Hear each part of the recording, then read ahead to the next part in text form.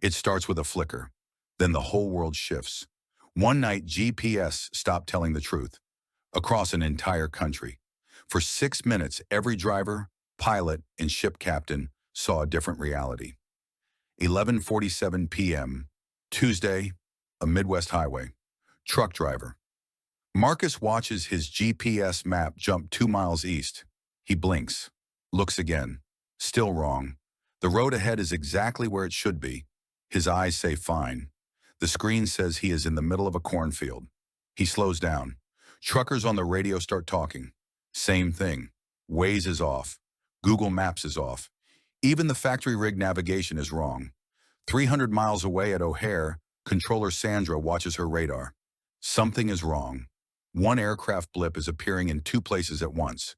She cross-checks with secondary radar.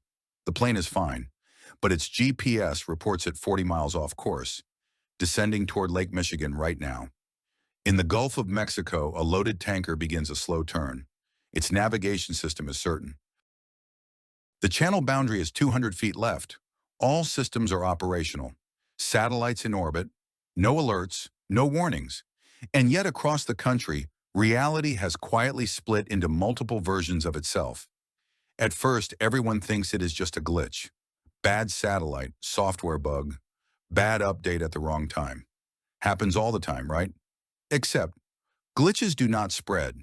They do not travel 500 miles in 4 minutes. They do not hit aviation, maritime, and ground systems simultaneously. The FAA traffic system starts logging inconsistencies. Aircraft positions do not match radar returns. Errors are small, 2 miles here, 3 there. Growing. Controllers verify each aircraft using secondary radar, the old school kind that ignores GPS entirely. Physically, everything checks out, but the numbers are wrong. A crew on final approach to Chicago gets a terrain warning. System thinks they are flying through a hill. No hill exists. They land safely. Then it happens again. Different aircraft, airline, city, same error. GPS says one thing, everything else says another. Controllers start writing it all down. On the ground, rideshare drivers in St. Louis get routed into dead ends. Delivery trucks in Nashville circle blocks. Ambulances in Memphis miss critical turns. Passengers open phones to help drivers navigate, but their phones are wrong too. Everyone's map shows a different version of the exact same intersection. Some systems start recovering on their own. GPS locks snap back. Drivers breathe again.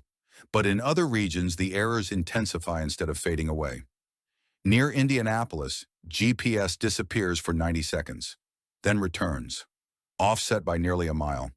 North becomes northeast. Confidence is back. Truth is not. No system alert fires. No warning reaches pilots or drivers.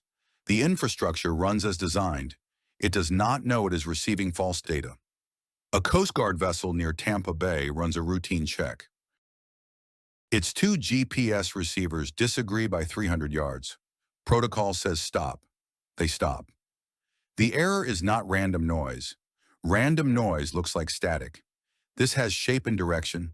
The drift moves in a consistent, almost deliberate arc. Operators at a NOAA facility flag something specific. Not position errors, but timing alignment errors. Time itself is off. That is a scarier problem. This is no longer a simple malfunction. Simple malfunctions do not have geometry. They do not reach atomic clocks inside hardened facilities. This one did. Something is reshaping positional data across a massive region. Nobody, not FAA, not the military, not NOAA, can tell you what it is. You need to understand what GPS actually is, because most people get this wrong. GPS is simply not a map, it is a clock. Every satellite broadcasts an ultra-precise timestamp, accurate to 30 nanoseconds. Your receiver compares 4 signals and triangulates your position purely from the timing differences. 1 nanosecond of timing error equals roughly 1 foot of positional error. A clock wrong by a tiny fraction literally moves you on the map. Satellites also broadcast correction signals, updates for orbital drift, atmospheric delays, relativistic effects from moving at 12,000 miles per hour around Earth. But those signals do not travel through empty space. They pass through the ionosphere, charged particles 60 to 600 miles above your head. The ionosphere is not stable. Solar activity charges it unevenly. When the sun gets active, signals bend, scatter, and slow in nearly unpredictable ways. That night, USAF Space Command monitors recorded mild geomagnetic fluctuation, not a solar storm. Background activity, elevated but officially within normal operational parameters. Not extreme enough for emergency protocols, not enough to explain everything, but unusual in one specific way. The timing matched the GPS errors exactly. Could ionospheric distortion alone cause this? Technically, yes, for a few receivers in a small area. But system-wide across multiple regions? That math fails. Yet the anomalies keep spreading, not randomly, not chaotically, but outward from something, from somewhere, with direction, with the shape that signals have. Then something unexpected shows up in the logs. Engineers at 3 facilities pull raw data from the 6-minute window. What they find stops everyone cold. Different systems, same location, exact same timestamp. 3 completely different coordinates. Not margin of error different. Miles apart. 1 moment in time. 3 separate realities recorded. 3 hypotheses emerge and none of them is comfortable. The first is the one everyone hopes is true. Natural atmospheric interference. Blame the sun. Ionospheric distortion bends GPS signals the way heat bends light above hot pavement. You have seen highway mirages. The ionosphere does that to satellite timing. This has happened before. In October 2003, a solar storm knocked GPS accuracy off by 50 to 150 meters globally. But the pattern that night does not match natural distortion. Natural ionospheric errors are gradual and symmetric, not producing 3-way contradictions at one location. Second hypothesis, jamming. Military-grade GPS jammers have been commercially available for years. Cheap, effective, illegal for civilians, but widely and quietly used all the time. But something far worse than jamming exists. It is called spoofing. Instead of blocking GPS, you replace it with fake coordinates nobody can distinguish. A spoofed receiver has no idea it has been fooled. Full signal, 4 satellites locked, 0 error flags. It navigates wherever the spoofer directs it. Spoofing has been documented.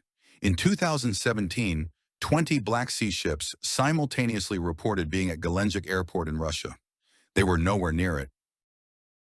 The spoofing hypothesis has a scale problem. Interference is usually local.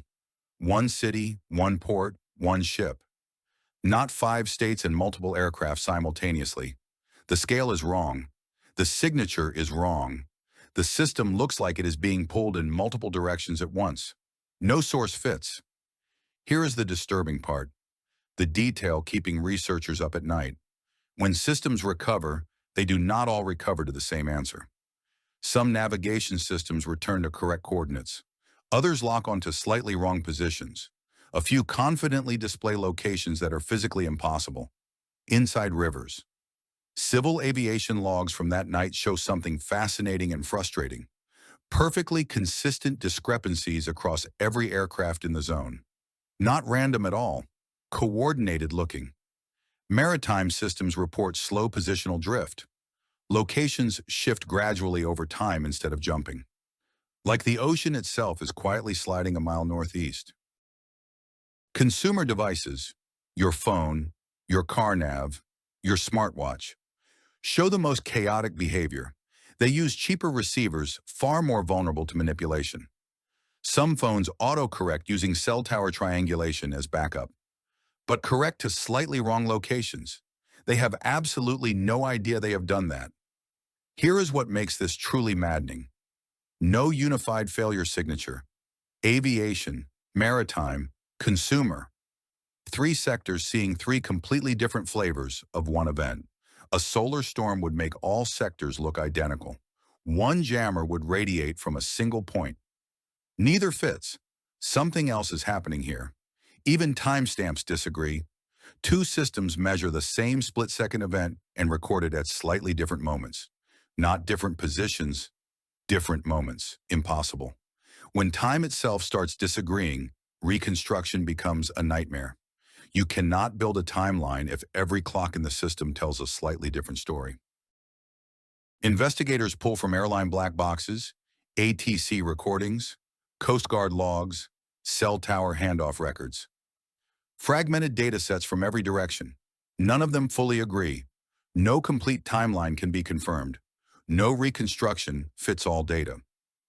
The 6 minutes remain officially unresolved, a gap in our picture of reality. What if the problem is not signal loss at all? What if the signal stayed fully operational the entire time? Just lying. That is different. Signal loss you can handle, no bars, you wait. Signal disagreement is different. Your system is confident, online, zero error flags, and dangerously wrong. Researchers converge on 3 competing models. Model 1, the atmosphere. Solar wind interacted with ionospheric layers and created cascading timing errors across multiple satellite frequencies. Model 2, deliberate interference. A coordinated spoofing operation from multiple ground stations, designed to stress test civilian GPS under real conditions. Nobody agreed to participate. Model 3 is what nobody wants to say out loud, both simultaneously. Natural disturbance weakens the signal. Artificial interference slips false coordinates in underneath it. Each model explains part of the evidence. Atmospheric explains the timing. Spoofing explains the geometry. Combined explains why no single source was ever identified, but none fully explains the synchronized cascade. How did aviation, maritime, and consumer systems all degrade in the same 6-minute window? The same pattern? GPS was built to work, not to fail gracefully. When it breaks, nobody knows what comes next. We have never stress tested the whole thing. Within minutes of the 6-minute window closing, systems begin stabilizing. GPS locks return. Position confidence climbs toward normal. Marcus pulls back onto the highway. Sandra watches her radar return to clean blips and standard separations. She files a report, marks it anomalous, goes home, lies awake until 4 a.m.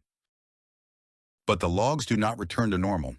300 aviation reports reference a 6-minute gap where positions cannot be independently verified. Labeled, data unavailable. Different systems still disagree on where aircraft were. One log places a flight over Lake Erie. Another puts it over Ontario. Both are official. The highway is normal again. Traffic flows. Headlights cut through the dark. 6 minutes ago, this stretch existed in 3 places at once. Now pavement. The data tells multiple versions of what happened. Not one agency, not NTSB, FAA, or DOD, has officially explained which version is true. For now, this remains unresolved. What do you think happened? Leave your answer below. Like and subscribe to Beyond Explained for more questions like this.